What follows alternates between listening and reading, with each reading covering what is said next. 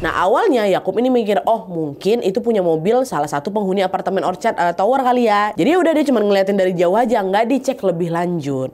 Tapi ternyata 4 hari kemudian, tepatnya di tanggal 8 Januari 2002, Wak, mobil itu masih terparkir di posisi yang sama. Hai, wassalamualaikum warahmatullahi wabarakatuh. Terima kasih sudah klik video ini. Wak, kalau kita bahas Singapura, pasti yang kebayang itu kan negara kecil tapi modern, maju, rapi, dan aman kali ya kan. Tapi kalian tahu nggak, Wak, di balik itu semua ternyata masyarakat di sana pernah digegerkan sama sebuah kasus kriminal besar juga loh.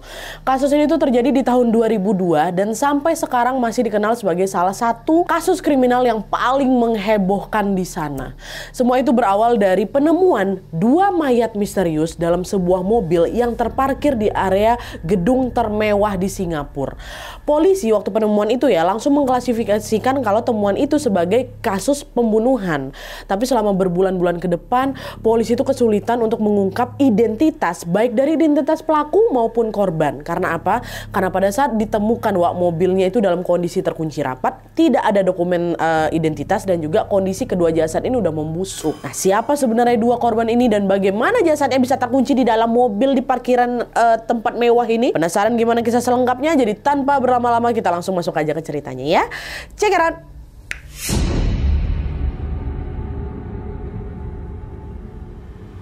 Jadi, Wak, pada awal bulan Januari 2002, Muhammad Yakub, seorang petugas keamanan di Orchard Towers atau komplek gedung kembar yang berisi pusat belanja, kantor, apartemen, dan hiburan malam ini, melakukan patroli rutin di area parkir seperti biasa. Selama beberapa hari memang nggak ada yang janggal, Wak. Sampailah pada suatu hari di tanggal 4 Januari 2002 itu, Yakub ini notice kalau ada satu mobil silver terparkir di area parkir lantai 7 Orchard Towers yang dari pagi sampai malam mobilnya di situ terus, nggak ada pindah-pindah, ya kan? Nah awalnya Yakub ini mikir, oh mungkin itu punya mobil salah satu penghuni apartemen Orchard Tower kali ya, ya kan? Jadi udah dia cuma ngeliatin dari jauh aja, nggak dicek lebih lanjut. Tapi ternyata 4 hari kemudian, tepatnya di tanggal 8 Januari 2002, Wak, mobil itu masih terparkir di posisi yang sama. Udah 4 hari nih. Nah hal itu sangat jarang terjadi di area seramai itu, Wak. Kecuali mobil itu memang nggak pernah keluar dari gedung, ya kan? Nah ngerasa ada yang nggak beres, Yakub yang sebelumnya cuma ngamatin dari jauh aja, akhirnya nyamperin mobil silver itulah. Nah waktu disamperin, Yakub tiba-tiba langsung nyium ada bau busuk yang nyengat kali, Wak, macam bau bangkai. Yakub makin mempertajam lagi penciumannya, dan rupanya bau busuk itu berasal dari bagasi mobil itu, Wak. Nah di situ perasaan Yakub udah jadi nggak enak, feelingnya langsung bilang, ini pasti ada sesuatu yang disembunyiin nih di mobil ini, gitu kan. Nah pas coba Yakub buka itu bagasi, Wak, ternyata terkunci. Nah pada saat itu juga gara-gara nggak mau keseret-seret atau gimana, Yakub langsung lah nelpon polisi setempat. Nggak lama kemudian polisi pun datang lah, Wak, ke parkiran itu. Nah sesampainya di lokasi, Wak, petugas kepolisian udah juga mencium bau menyengat yang jelas berasal dari dalam mobil. Mereka kemudian membuka paksa tuh pintu mobil itu menggunakan alat khusus. Tapi yang dibuka tuh masih pintu mobil aja, belum bagasi nih. Nah nggak lama setelah pintu mobil itu berhasil dibuka, bau busuknya makin nusuk ke hidung-hidung mereka. Tapi waktu polisi ngecek ke dalam, Wak, nggak ada bangkai apapun. Yang polisi lihat cuman barang-barang pribadi macam tas, sepatu, dan ada satu keranjang rotan tertutup yang ukurannya lumayan besar lah, Wak, di kursi belakang. Dan ternyata bau busuk yang nyengat itu rupanya berasal dari keranjang rotan besar itu juga. Dan waktu keranjang itu dibuka, Wak, ternyata isinya, ya Allah, ada jasad seorang laki-laki yang udah membusuk.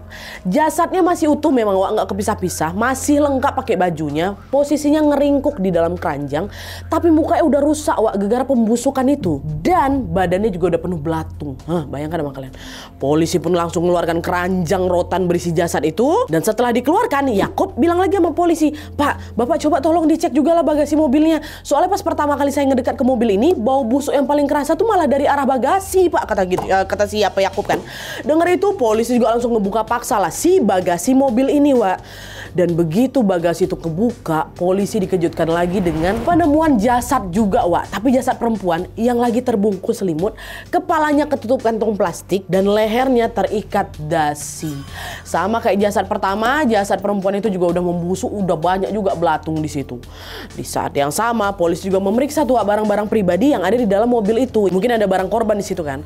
Tapi setelah diperiksa lebih detail, polisi tidak menemukan HP, KTP ataupun dokumen identitas lain milik korban.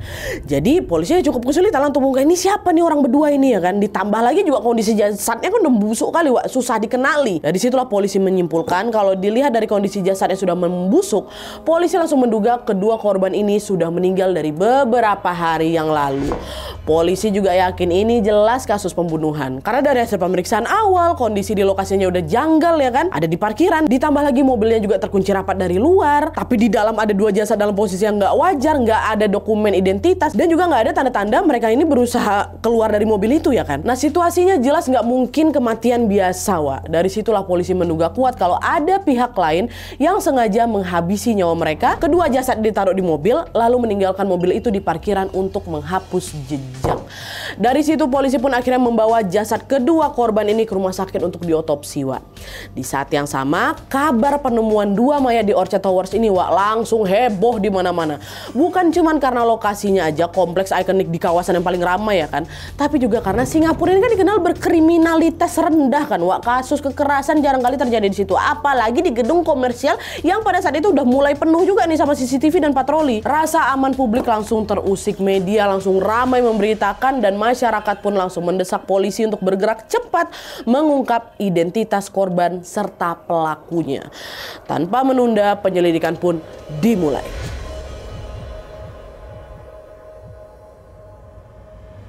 Nah, karena waktu itu kasus penemuan jasad ini langsung viral di mana-mana, Wak, bahkan juga sampai keluar luar negeri Singapura ya.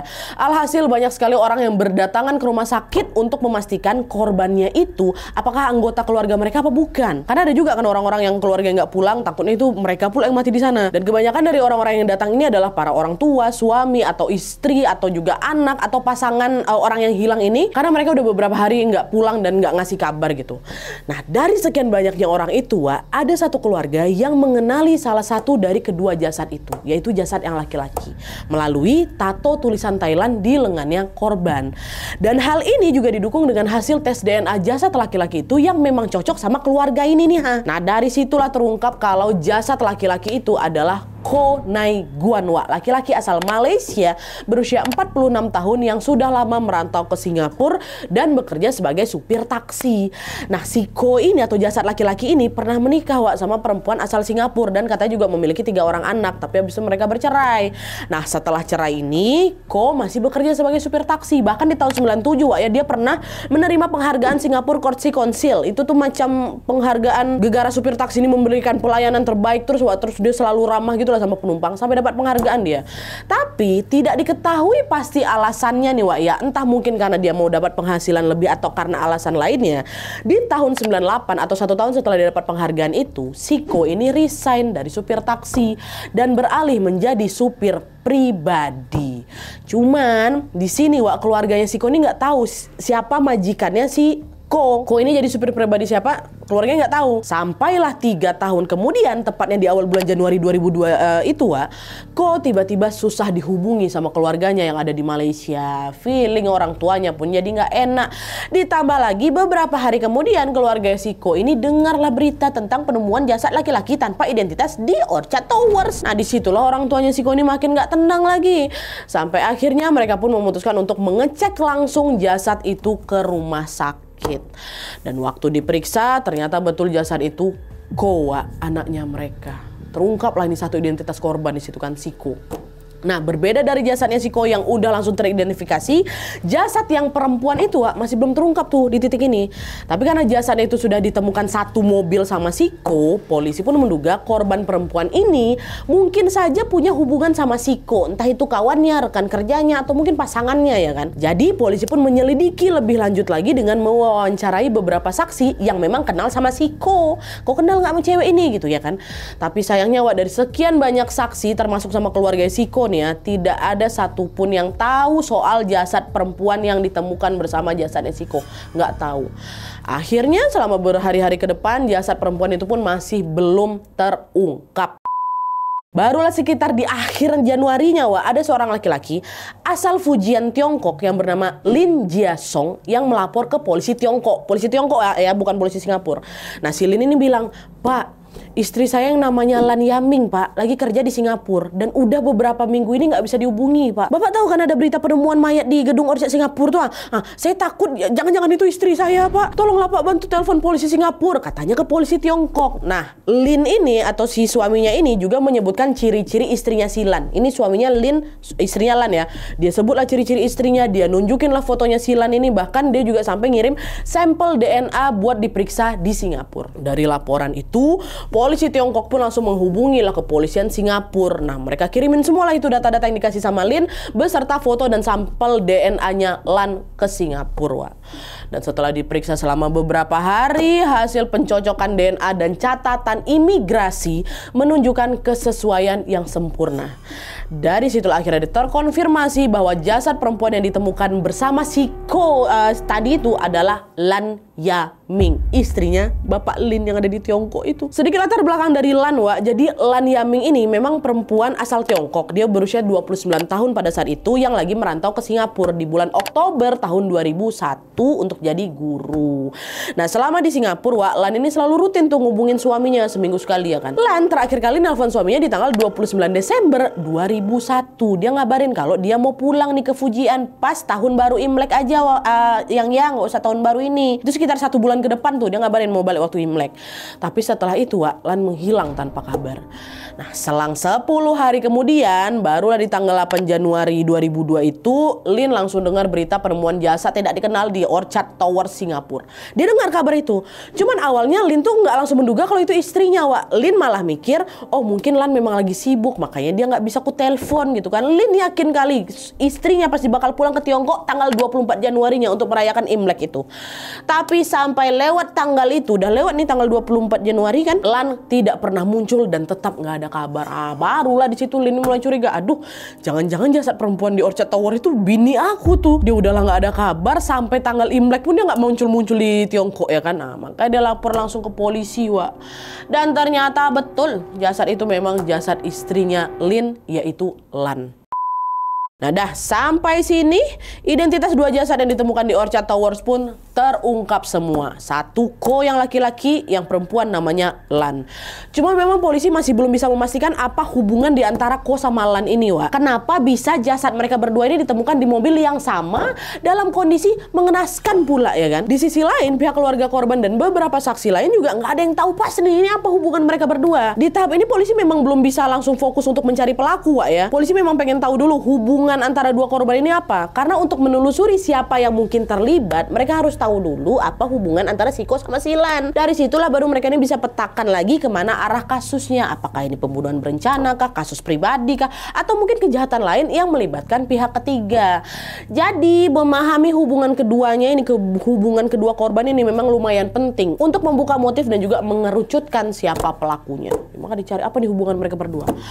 Tapi meski hubungan mereka ini belum terungkap, Wak, polisi sudah cukup yakin kalau keduanya adalah korban pembunuhan. Bukan salah satu dari mereka yang membunuh atau ada ini kasus bunuh diri atau gimana, enggak. Pasti nih mereka berdua korban pembunuhan. Pun ditemukan dari beberapa pemeriksaan forensik kalau ada beberapa lebam di tubuhnya si Ko yang mengindikasikan adanya kekerasan sebelum dia meninggoy. Selain itu, kedua korban ini juga ditemukan dalam kondisi yang enggak wajar kan, Wak ya. Satu dimasukin ke keranjang rotan, satunya lagi kepalanya dibungkus plastik bening. Selain itu, tim forensik juga memastikan kedua korban ini meninggal karena kehabisan napas. Dugaannya Ko ini kehabisan napas gegara dicekek, sementara Lan kehilangan nyawanya gegara kepalanya dibungkus kantong plastik. Di situ polisi langsung makin yakin lagi ini pasti ada orang yang sengaja menghilangkan nyawa mereka. Sambil menunggu hasil penyelidikan soal hubungan mereka berdua, Wak, tentunya polisi tetap melakukan penyelidikan untuk mencari siapa pelakunya juga ya. Sekarang kita masuk nih, Wak, ke masa pencarian pelaku.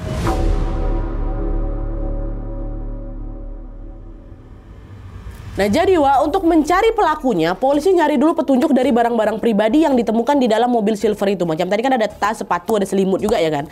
Tapi dari hasil pemeriksaan itu, Wak, polisi tidak menemukan petunjuk apapun.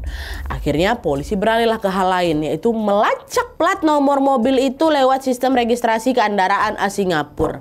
Dari situlah diketahui bahwa mobil silver itu terdaftar atas nama Michael McCrea, Wak, seorang pebisnis terkenal asal Inggris yang berusia 33 23 tahun pada saat itu, yang lagi pindah ke Singapura dan bekerja sebagai penasihat keuangan di sebuah perusahaan. Bayangkan sama kalian.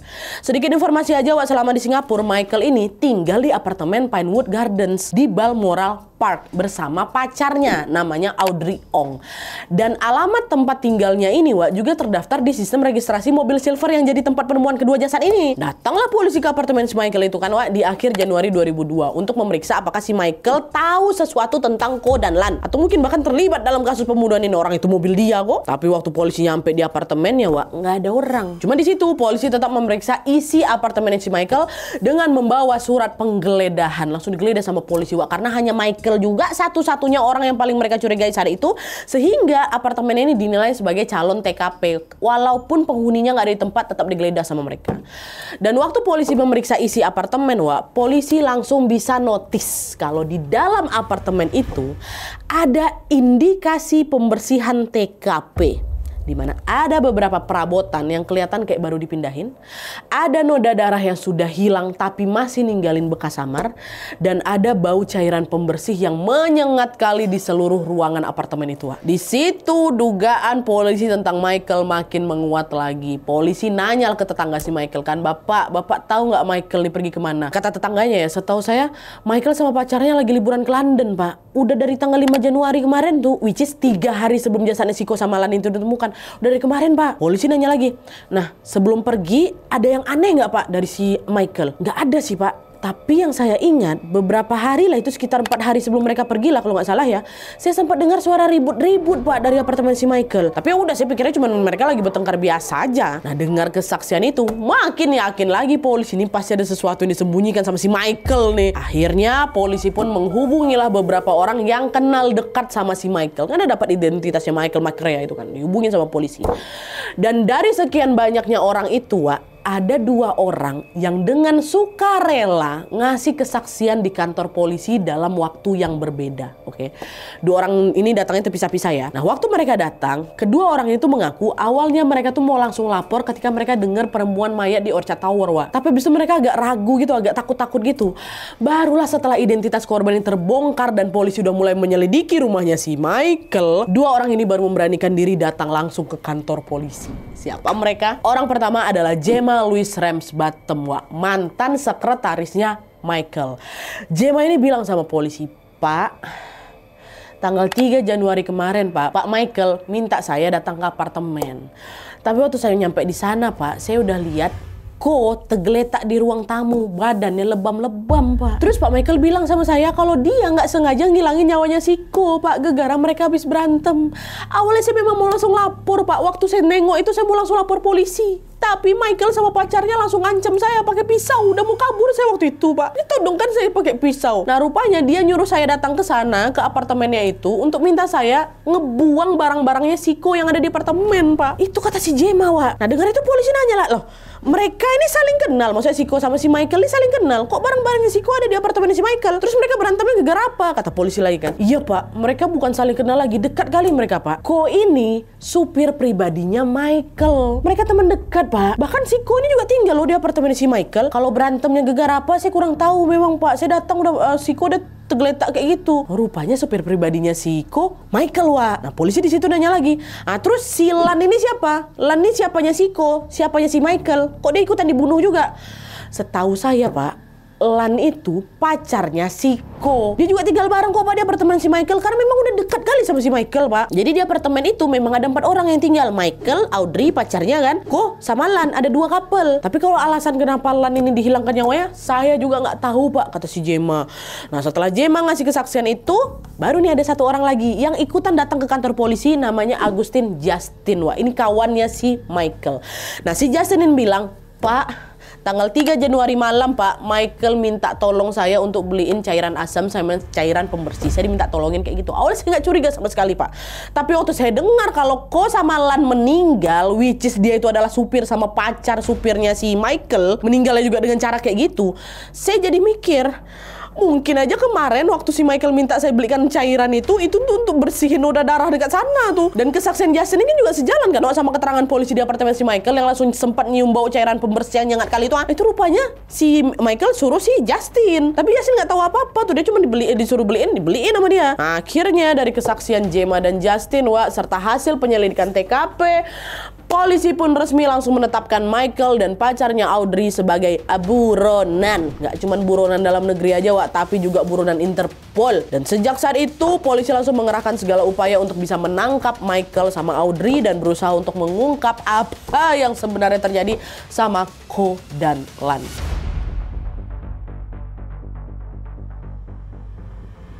Setelah Michael sama Audrey ditetapkan sebagai buronan Interpol, polisi Singapura pun langsung bekerja sama dengan kepolisian di berbagai negara, terutama di Inggris, untuk menangkap Michael sama si Audrey. Karena kan katanya mereka memang lagi liburan di London ya kan. Tapi berdasarkan hasil pemeriksaan catatan imigrasi internasional dan juga laporan dari pihak kepolisian Inggris, ternyata si Michael sama si Audrey ini tidak pernah betul-betul masuk ke London seperti keterangan tetangganya. Enggak rupanya.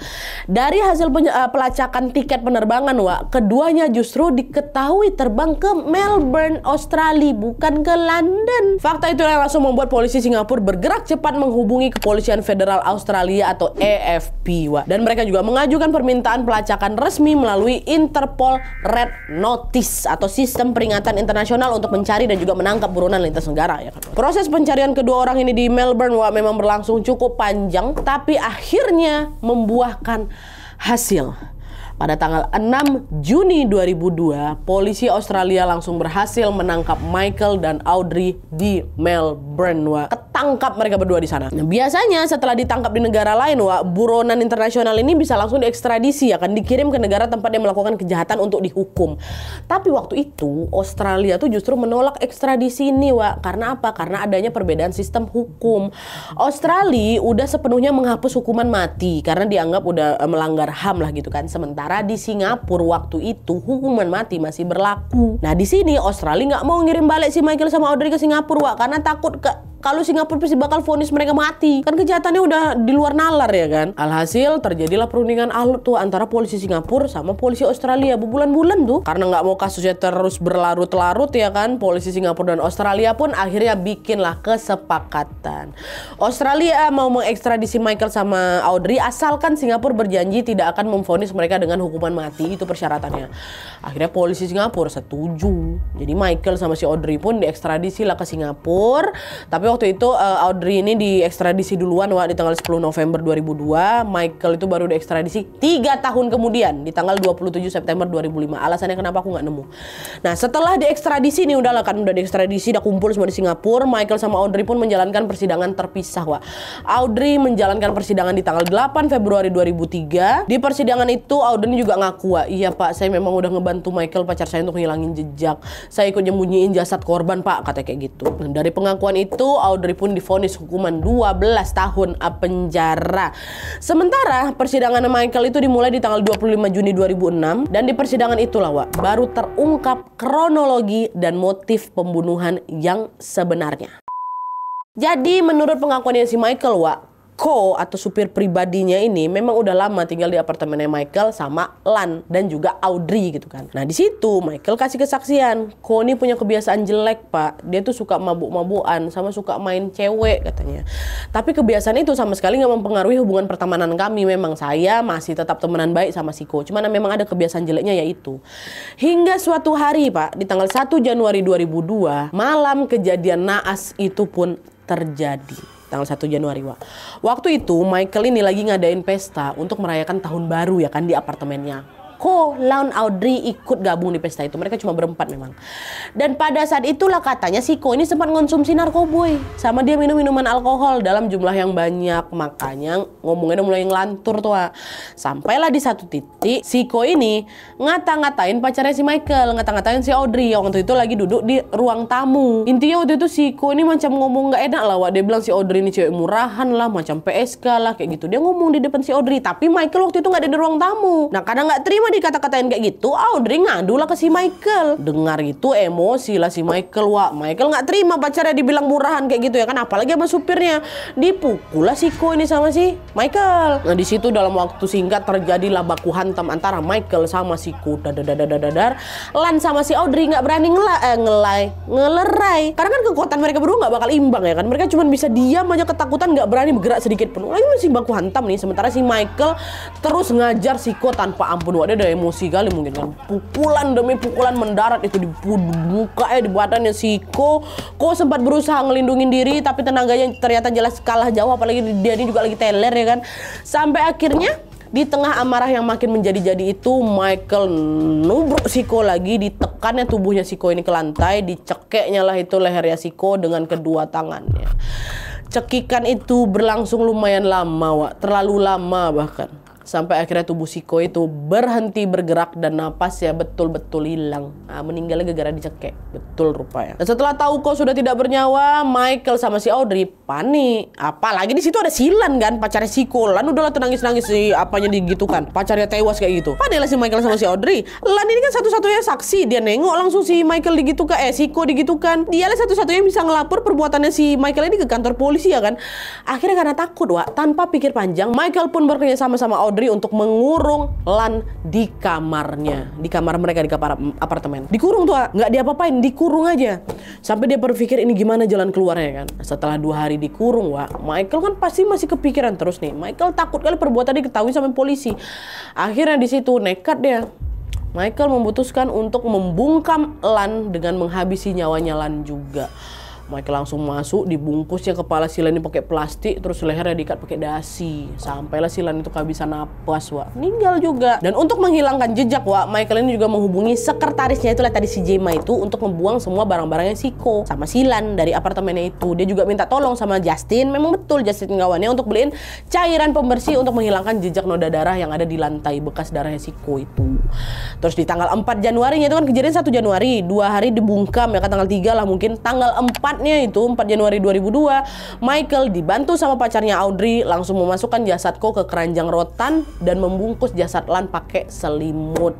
Kedua jasad itu dimasukkan sama mereka ke mobilnya si Michael, mobil silver itu, dibawalah ke area parkir lantai 7 Orchard Tower, baru ditinggalkan di situ. Gitu kronologi kejadiannya. Nah, dari pengakuan Michael sebenarnya hakim bisa langsung memvonis Michael dengan hukuman terberat, which is hukuman mati bisa, atau juga hukuman seumur hidup. Karena sudah menghilangkan nyawa orang dan berusaha menghilangkan jejak ya kan. Tapi itu tadilah karena adanya kesepakatan dengan kepolisian Australia sebelum si Michael ini diekstradisi, akhirnya Michael pun cuma divonis hukuman 24 tahun penjara aja, wah. Dan kalian tahu, karena Michael ini berkelakuan baik selama di penjara, Michael pun diberikan remisi hukuman menjadi 16 tahun penjara. Dan kabar terbarunya sekarang Michael sudah bebas tanggal 29 Juni tahun 2022 kemarin, waktu usianya sudah masuk 64 tahun. Sementara Audrey yang tadi ya, dia dijatuhi hukuman 12 tahun penjara karena juga turut menghilangkan barang bukti, membantu juga kriminalitas ini. Dan informasi status terbarunya nggak banyak dipublikasikan. Apa kabar si Audrey sekarang kami nggak tahu. Menurut kalian gimana, Wak? Apakah pembebasan Michael ini adil setelah dia menghilangkan nyawa 2 kawannya? Tulis pendapat kalian di kolom komentar di bawah.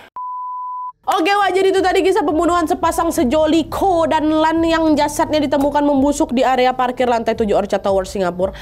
Kasus ini tercatat sebagai kasus pembunuhan paling sadis di Singapura, Wak. Sampai-sampai publik mengenalnya sebagai itulah tadi, Orchard Towers Double Murder. Dari kasus ini, lagi-lagi kita diingatkan untuk selalu menjaga ucapan, Wak, ya. Karena ucapan yang menyakiti hati orang lain itu bisa astagfirullahaladzim fatal, Wak, akhirnya. Macam Siko nih, ha. Tapi di sini tentu kita nggak bisa membenarkan tindakan Michael yang gegabah, yang nekat menghilangkan nyawa orang lain kan. Seberapapun emosi kita, tetap kendalikan diri supaya tidak merugikan diri sendiri dan orang lain di masa mendatang. Oke. Gitu dulu videonya. Terima kasih banyak yang sudah menonton. Kalau kalian suka video ini, klik like-nya. Jangan lupa komen untuk ide dan saran-saran untuk video selanjutnya. Jangan lupa nyalain notifikasinya supaya kalian tahu kalau aku upload video baru. And as always, jangan lupa untuk klik tombol subscribe supaya kalian sama-sama tahu informasi menarik dan menegangkan dari channel aku. See you next video. Bye.